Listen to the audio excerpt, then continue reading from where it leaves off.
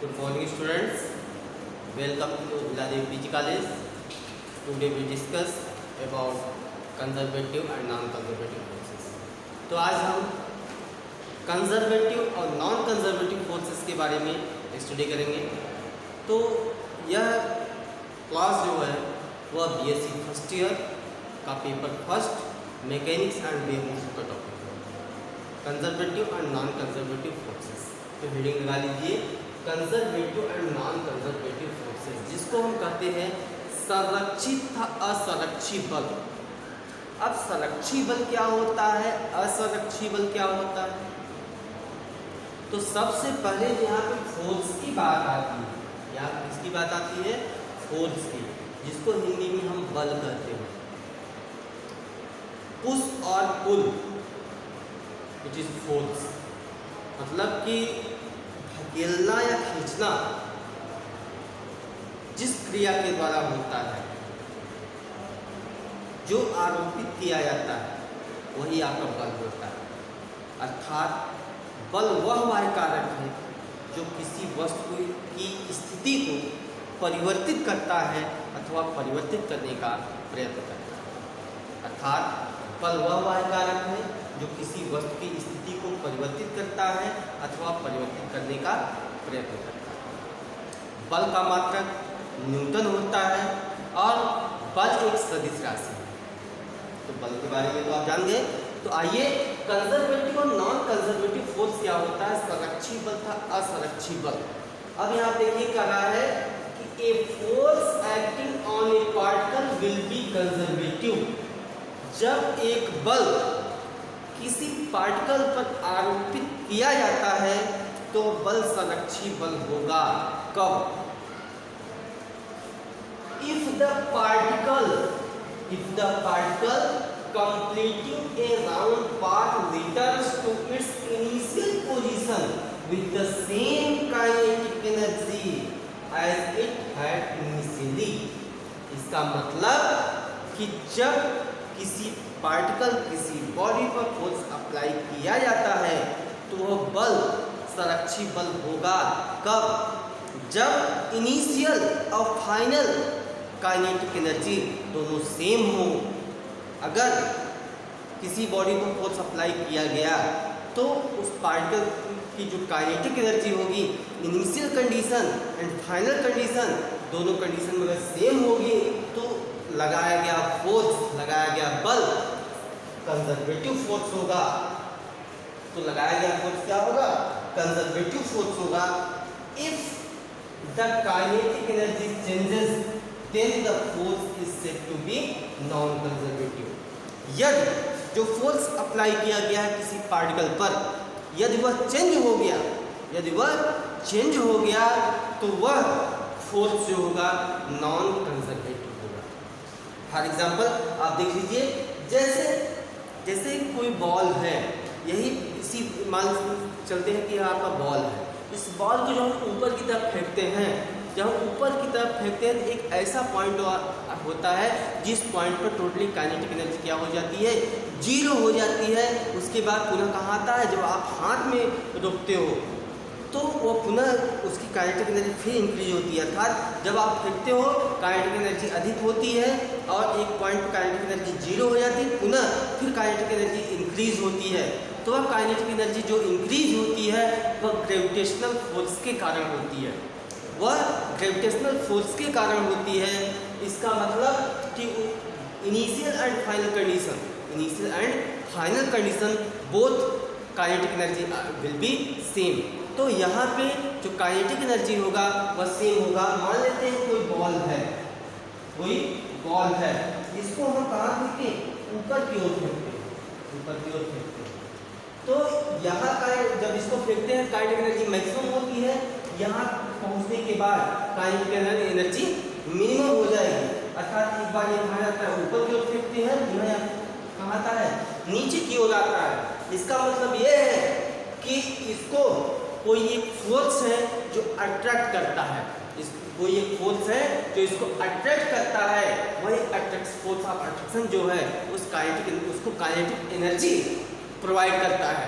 अर्थात हम कह सकते हैं कि जो ग्रेविटेशनल फोर्स होता है, गुरुत्वाकर्षण बल होता है, वह आपका कंजर्वेटिव फोर्स होता है, संरक्षी बल होता है। अब गुरुत्वाकर्षण बल क्या होता है? गुरुत्व क्या होता है? तो वह बल मतलब कि वह बल जिसके द्वारा पृथ्वी किसी भी वस्तु को अपनी ओर आकर्षित करती है, गुरुत्व बल कहलाता है, या उसी को हम गुरुत्वाकर्षण अर्थात ग्रेविटेशनल फोर्स के नाम से जानते हैं। तो हमने आपको बताया कि when we throw a ball vertically upward, अर्थात जब हम किसी बॉल को वर्टिकली अपवर्ड फेंकते हैं तो then due to opposition by gravitational force it comes to rest momentarily at any point. Its kinetic energy being zero, there again due to the gravitational force, it returns on the same path with same kinetic energy with which it was thrown. Thus gravitational force is conservative. तो यहाँ पे हमने आपको बताया भी कि जब किसी बॉल को हम ऊपर की ओर फेंकते हैं तो इस पॉइंट पे काइनेटिक एनर्जी क्या हो जाती है? जीरो हो जाती है। उसके बाद force of attraction gravitational force के द्वारा जब इसको काइनेटिक एनर्जी प्रोवाइड किया जाता है, और यह काइनेटिक ग्रेविटेशनल फोर्स आपका क्या होगा? कंजर्वेटिव फोर्स होगा। कब? जब इस पर कोई अदर फैक्टर प्रभावित न करे। अर्थात यहाँ पे हम मान लेते हैं कि जो एयर फ्रैक्शन है, जो एयर रेजिस्टेंस है, वह क्या है? निग्लिजिबल है, नगण्य। एयर फ्रैक्शन क्या है? निग्लिजिबल है। अगर यहीं पे बात कर ली जाए कि काइनेटिक एनर्जी अगर जीरो ना हो, अगर काइनेटिक एनर्जी जीरो ना हो, काइनेटिक एनर्जी क्या हो जाए? चेंज हो जाए। अगर इनिशियल इक्वल टू फाइनल है, इसका मतलब काइनेटिक एनर्जी क्या है? कांस्टेंट है। इसका मतलब काइनेटिक एनर्जी आपका कांस्टेंट है। अगर काइनेटिक एनर्जी चेंज हो जाए तो इसका मतलब यह है कि वो फोर्स जो होगा वह आपका कंजर्वेटिव फोर्स न हो करके नॉन कंजर्वेटिव फोर्स होगा। इसका मतलब कि जो ग्रेविटेशनल फोर्स है, ग्रेविटेशनल फोर्स, जो ग्रेविटेशनल फोर्स है ये क्या है? ये आपका कंजर्वेटिव, अर्थात gravitational force are conservative force. और जो आपका इलेक्ट्रोस्टैटिक्स फोर्स होते हैं, जो आपका इलेक्ट्रोस्टैटिक्स फोर्स है वह भी आपका कंजर्वेटिव फोर्स होता है। उसके बाद हम देख लेते हैं कि इसी प्रकार से कि कोई ब्लॉक है, यहाँ क्या है? आपका स्प्रिंग है। इस प्रकार से इस पर कोई हम मास इस प्रकार से रखते हैं कि ये आपका ब्लॉक है कि when a block attach to a spring, किसी स्प्रिंग से एक ब्लॉक को हम मान लेते हैं क्या है? अटैच है। इसको हम अटैच कर दिए तो उसके बाद is moved on a horizontal plane with a velocity v, या हॉरिजॉन्टल प्लेन पे वेलोसिटी v से मूव करता है। कोई स्प्रिंग है जो कि हॉरिजॉन्टल प्लेन पे वह v वेलोसिटी से क्या कर रहा है? मूव कर रहा है।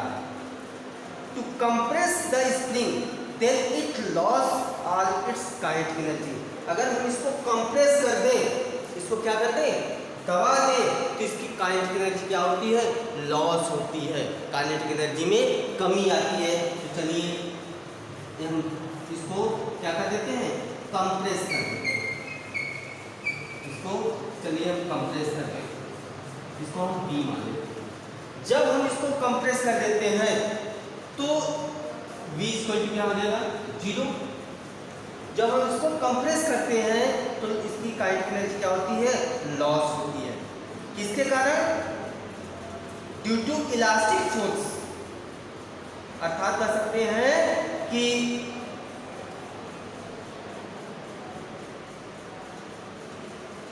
यहाँ पे जो आपका ब्लॉक है, जब हम इसको अटैच कर देते हैं किसी भी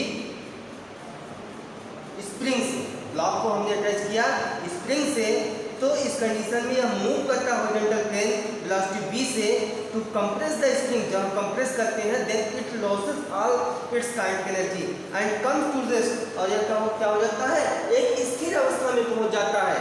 यह एक स्थिर अवस्था में पहुंच जाता है ड्यू टू इलास्टिक फोर्स। किसके रीजन से, इलास्टिक फोर्स, प्रत्यास्थ बल के कारण यह क्या हो जाता है, रेस्ट में पहुंच जाता है। अब इलास्टिक फोर्स क्या होता है, इलास्टिसिटी क्या होता है आपके टॉपिक में है, इसको हम आगे आपको पढ़ाएंगे भी, फिर भी इलास्टिसिटी आप जान लीजिए। इलास्टिक फोर्स इज एक रीस्टोरिंग फोर्स। यह क्या होता है कि the property of matter virtue which opposes changing its position are called elastic bodies. This phenomenon are called elasticity. अर्थात द्रव्य की वह अवस्था, पदार्थ की वह अवस्था जो अपनी अवस्था पर उसका विरोध करता है, ऐसे पदार्थ को हम प्रत्यास्थ वस्तुएं कहते हैं। वस्तु के इस गुण को प्रत्यास्था कहते हैं। या सिंपली हम कह सकते हैं कि जब किसी बॉडी पर हम विरूपक बल लगाते हैं, जब हम किसी बॉडी पर फोर्स अप्लाई करते हैं तो उसके पोजीशन में, शेप में चेंजिंग हो जाता है। और अगेन जब हम उस फोर्स को रिमूव करते हैं, after removing force its cover its original shape, तो वह फोर्स को रिमूव करने के बाद वह अपनी प्रारंभिक अवस्था को धारण करता है। इस प्रकार के वस्तु को हम प्रत्यास्थ वस्तु कहते हैं और वस्तु के इस गुण को हम प्रत्यास्था कहते हैं। तो यहाँ पे हमने देख लिया कि जब हम यहाँ पे ड्यू टू इलास्टिक फोर्स, तो यह क्या होता है कि स्प्रिंग जो होता है कि वह रेस्ट में हो जाता है। Because of this elastic property, the compressed spring re-extend and block now move in opposite direction.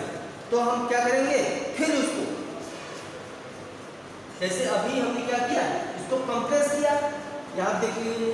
अब हम क्या करेंगे, इसको फिर हम एक्सटेंड करेंगे। एक्सटेंड करने मतलब कि खींचेंगे। जब हम इसको इस प्रकार से खींचेंगे, इस पॉइंट को हमने सी मान लिया, इस ब्लॉक को हम क्या करेंगे, जब खींचेंगे इसको ए मान लीजिए, यही ब्लॉक है, इसको ए मान ले। जब हम इसको क्या करेंगे, एक्सटेंड करेंगे, बढ़ाएंगे उस कंडीशन में इन अपोजिट डायरेक्शन ब्लॉक को, तो it moves in opposite direction gaining kinetic energy. यह काइनेटिक एनर्जी को गेन करता है। यहाँ पे क्या करता है, काइनेटिक एनर्जी का लॉस होता है, जबकि यहाँ पे काइनेटिक एनर्जी गेन होता है। इसका मतलब ये है gaining kinetic energy when the block come back to its initial position. तो इसका मतलब यह है जब इसको एक्सटेंड करते हैं ये अपने ओरिजिनल शेप में आ जाता है। तो इस कंडीशन में आप देखेंगे फिगर ए में, बी में, सी में, यहाँ पे काइनेटिक एनर्जी जो होता है डिक्रीज होता है, यहाँ पे आपका जीरो हो जाएगा और यहाँ पे क्या होता है, गेन काइनेटिक एनर्जी, इसकी काइनेटिक एनर्जी बढ़ जाती है। इसका मतलब ये है कि इनिशियल पोजीशन में आने के बाद same velocity and hence kinetic energy as it had initially. इसका मतलब यह है कि यह इनिशियल पोजीशन की जो काइनेटिक एनर्जी है वह सेम काइनेटिक एनर्जी को धारण करता है। जब सेम काइनेटिक एनर्जी को धारण करता है, here the horizontal plane is considered to the fractionless. एक बात और ध्यान देना है, यहाँ पे स्प्रिंग और ब्लॉक के कंडीशन में एक बात और ध्यान देना है कि यहाँ पे हमने क्या किया, जब इसको कंप्रेस किया तो यहाँ पे इसकी काइनेटिक एनर्जी डिक्रीज होती है। यहाँ पे इसकी काइनेटिक एनर्जी डिक्रीज होती है। जब इसको कंप्रेस हो दिया तो यहाँ पे इसकी वेलोसिटी जीरो हो गई, और जब इसको हम एक्सटेंड करते हैं तो गेन इन काइनेटिक एनर्जी, इसकी काइनेटिक एनर्जी इंक्रीज होती है, पुनः इनिशियल कंडीशन में पहुँच जाता है। इसका मतलब यह लगाया गया जो फोर्स होगा, यह लगाया गया फोर्स कंजर्वेटिव होगा। यह लगाया गया फोर्स कंजर्वेटिव फोर्स होगा। किस कंडीशन में, जब यह एक आइडियल स्प्रिंग हो, यह एक आइडियल स्प्रिंग हो, अर्थात इसमें एयर रेजिस्टेंस और फ्रिक्शनलेस हो। या क्या हो, इस पर एयर रेजिस्टेंस का कोई प्रभाव न पड़े और यह फ्रिक्शनलेस हो, घर्षण रहित। अगर यह घर्षण रहित है, फ्रिक्शनलेस है, तो इस पे लगाया गया जो फोर्स होगा वो आपका ऑलरेडी कंजर्वेटिव फोर्स होगा। लेकिन वास्तव में, अगर वास्तव में देखा जाए तो जो एयर रेजिस्टेंस होता है, फ्रिक्शन होता है, वह यहाँ पे मौजूद होता है। But actually there exist some friction during the motion on plane. अगर यह प्लेन पे क्या कर रहा है, मोशन कर रहा है, ब्लॉक कहीं रखा गया है, तो यहाँ पे वास्तव में कुछ न कुछ क्या होते हैं, फ्रिक्शन जरूर होता है। तो इसलिए सम एनर्जी, इसका कुछ एनर्जी जो होता है फ्रिक्शन में क्या हो जाता है, खर्च हो जाता है। तो so some energy will be utilized in overcoming the friction and block will return to its original position. तो इसका ओरिजिनल पोजीशन में आने में इसकी कुछ एनर्जी क्या हो जाती है, लॉस होती है। तो इसका मतलब कि जो स्टार्ट में इसकी काइनेटिक एनर्जी है और लास्ट में जो इसकी काइनेटिक एनर्जी है, दोनों में क्या होता है, समानता नहीं होती है, चेंज हो जाती है। तो यहाँ पे यह फोर्स क्या होगा, नॉन कंजर्वेटिव होगा। इसका मतलब जो फ्रिक्शन फोर्स होता है, फ्रिक्शन फोर्स, जो फ्रिक्शन फोर्स है वह आपका नॉन कंजर्वेटिव, क्या है, नॉन कंजर्वेटिव।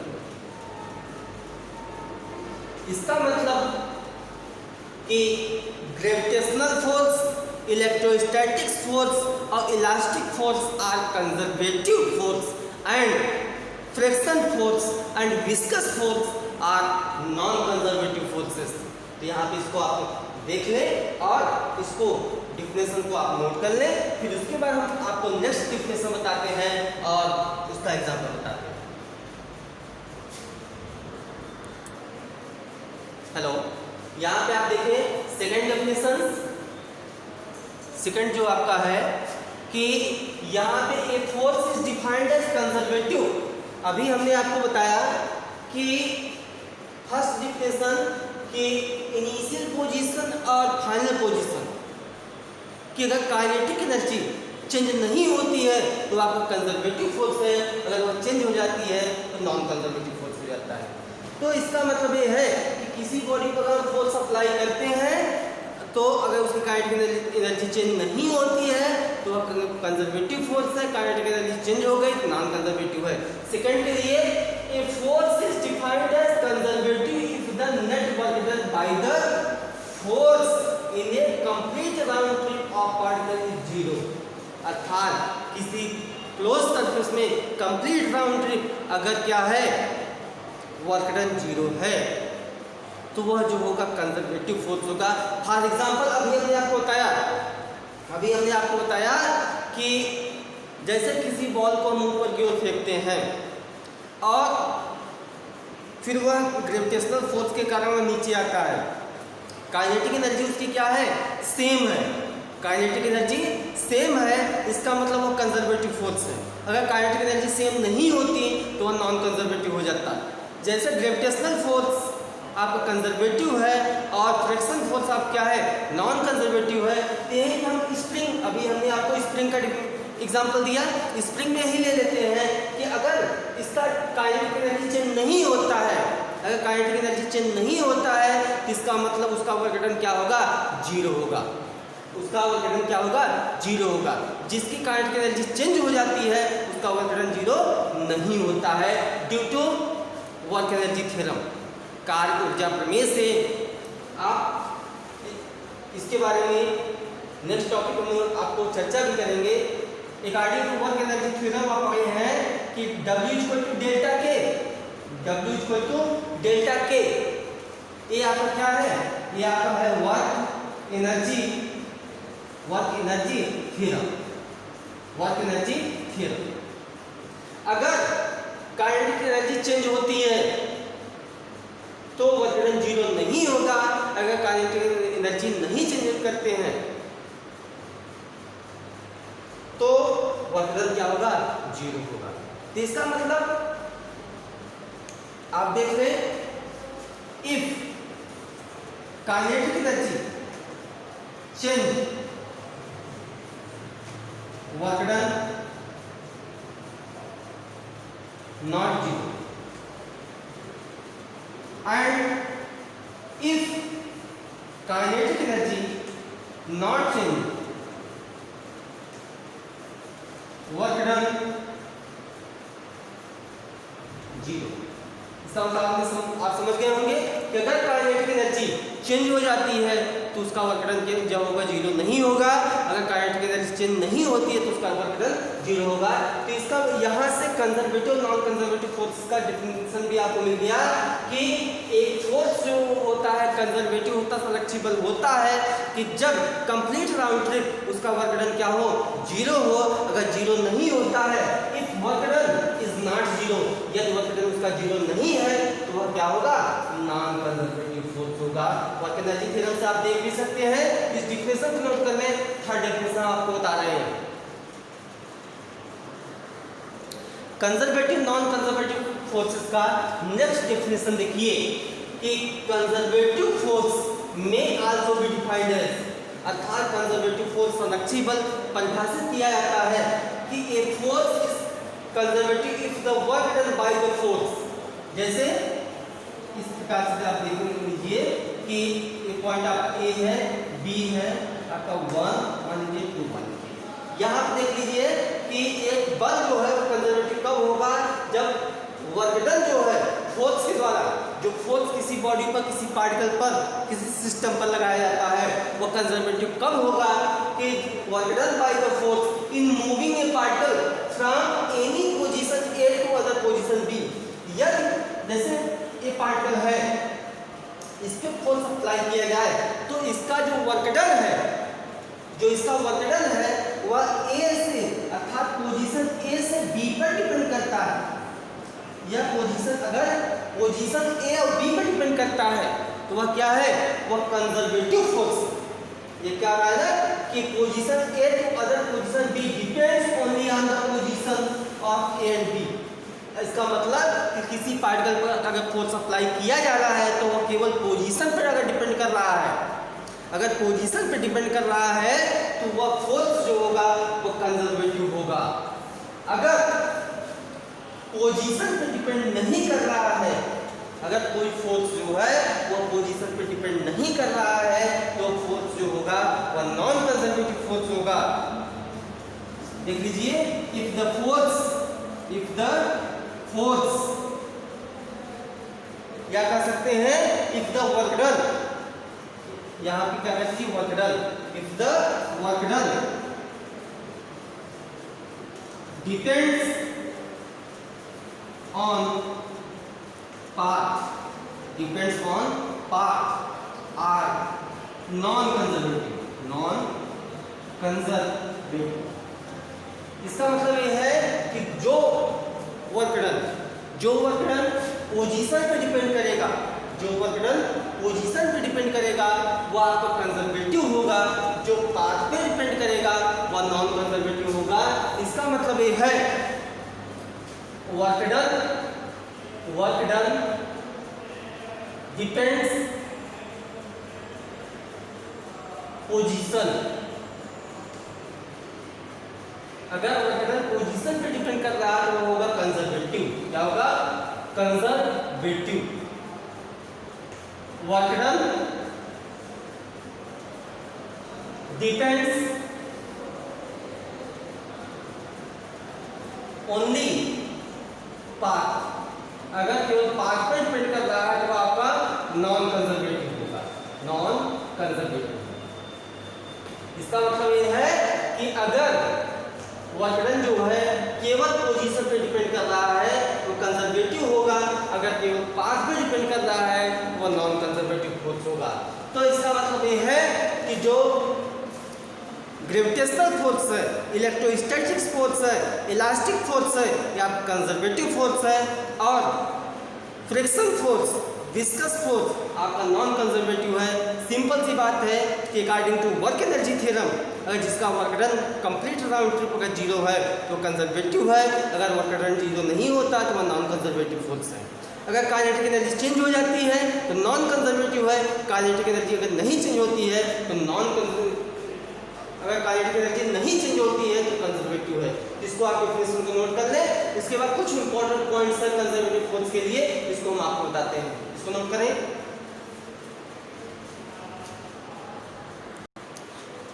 यहाँ पे देखें कि कुछ इंपॉर्टेंट पॉइंट्स हैं, main points about conservative forces, अर्थात संरक्षित बल के लिए कुछ इंपॉर्टेंट पॉइंट्स हैं। इसको हम आपको व्याख्या करते हैं। कुछ तो इसके बारे में हमने आपको बता दिया है कि इसका पहला है कि change in kinetic energy of particle in any round trip और क्लोज्ड पाथ। किसी क्लोज्ड पाथ या complete round trip initial to final, initial to final, final to initial अगर काइनेटिक एनर्जी चेंज नहीं होती है तो वह क्या है आपका कंजर्वेटिव फोर्स है। ये कहा है ना कि complete round trip is zero. अगर जैसे क्लोज पाथ है तो कोई पार्टिकल है यहाँ से चल रहा है, अगर यहाँ तक पहुँचने में कि उसकी काइनेटिक एनर्जी क्या है चेंज नहीं होती है, अर्थात टोटल काइनेटिक एनर्जी अगर जीरो है इनिशियल टू फाइनल, इसका मतलब यह है वो आपका कंजर्वेटिव फोर्स है। सेकंड है कि work done by the force on particle, अर्थात किसी पार्टिकल फोर्स अप्लाई की, जैसे यही है कि यहाँ पे काइनेटिक एनर्जी क्या है जीरो है, अर्थात इनिशियल टू फाइनल इसमें कोई चेंजिंग नहीं हो रहा है। अगर जैसे कोई पार्टिकल P है इस पे जो फोर्स अप्लाई किया जा रहा है कंप्लीट राउंड ट्रिप, अगर उसका वर्क डन क्या हो जाए जीरो हो जाए, अगर इसका वर्क डन क्या हो जाए जीरो हो जाए तो यह जो फोर्स अप्लाई किया गया है यह फोर्स ऑलरेडी क्या होगा कंजर्वेटिव फोर्स होगा। इसका मतलब work done by the force on particle in completing a round trip और closed path is zero. Next है work done between two given points is independent of path, is independent of path. इसका मतलब ये है कि जैसे complete round trip की अगर हम बात करते हैं, ए हो गया, बी हो गया, आपका 1 2, यहाँ पे आप देखते हैं कि अगर वर्क डन दो पॉइंट्स हैं, अगर उसके पोजीशन ए और बी पे डिपेंड कर रहा है, अगर उसके पोजीशन ए और बी पे डिपेंड कर रहा है तो वह जो फोर्स जो होगा कंजर्वेटिव होगा। अगर उसके पार्ट 1 और 2 पे डिपेंड कर रहा है तो वो फोर्स जो होगा नॉन कंजर्वेटिव फोर्स होगा।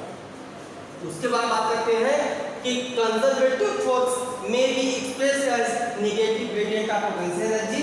तो जो कंजर्वेटिव फोर्स होता है negative gradient of potential energy के बराबर होता है। ये आपका जो पॉइंट नंबर 4 है और पॉइंट नंबर 5 है इसको प्रूव कराना है, इसको हम प्रूव भी करा देंगे नेक्स्ट वीडियो में। इसको आप हमारे साथ जुड़े रहिए, वीडियो का भी ध्यान रखिए, आगे आप देखते रहिए। यहाँ देख लीजिए कि कंजर्वेटिव फोर्स में भी एक्सप्रेस है negative gradient of potential energy. तो पोटेंशियल एनर्जी मतलब क्या होता है स्थितिज ऊर्जा होती है, अर्थात जो संरक्षित बल होगा वह स्थितिज ऊर्जा के नेगेटिव ग्रेडियंट के बराबर होता है। और curl of conservative force, curl of conservative force क्या होता है जीरो होता है। Del cross F equal to zero होता है, डेल इक्वल टू होता है I dow upon dow X plus J dow upon dow Y plus K dow upon dow Z. इसको प्रूव भी कराना है। यहाँ आई जे के जो आपका है वह क्या है यूनिट वेक्टर है। ये आपका conservative force, non conservative force with example में some important points of conservative forces. ये आपका कंप्लीट हुआ। हम आशा करते हैं कि यह वीडियो आपको बहुत अच्छा लगा होगा। अब इसको अच्छे से समझिए, कोई प्रॉब्लम हो कमेंट जरूर करिएगा। इसके बाद जो आपका एक पॉइंट बच रहा है चौथा पांचवा, इसको प्रूफ भी कराना है, इसको हम अगले वीडियो में प्रूफ कराएंगे। और इसका जो नोट्स है आपको कॉलेज के आईडी पे, कॉलेज के ऐप पे PDF के रूप में मिल जाएगा। तो जो भी प्रॉब्लम हो आप कमेंट करके पूछ सकते हैं। अगले वीडियो का आप इंतजार करिए। तब तक के लिए धन्यवाद।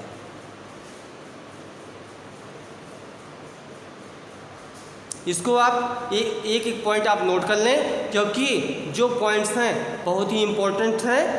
यह कंजर्वेटिव और नॉन कंजर्वेटिव फोर्सेस की जो कि पॉइंट्स आपके लिए इम्पोर्टेंट हैं। यहाँ पे work done, kinetic energy, path, position, जो पोजीशन होगा पोजीशन पे डिपेंड करेगा, कंजर्वेटिव होगा, पाथ पे डिपेंड करेगा, नॉन कंजर्वेटिव होगा। तो इसको सब देखिए, वीडियो भी देखिए, कोई प्रॉब्लम हो आप कमेंट करिए, अगले वीडियो का आप इंतज़ार करिए। तब तक के लिए नमस्कार, धन्यवाद, आपका दिन मंगलमय हो।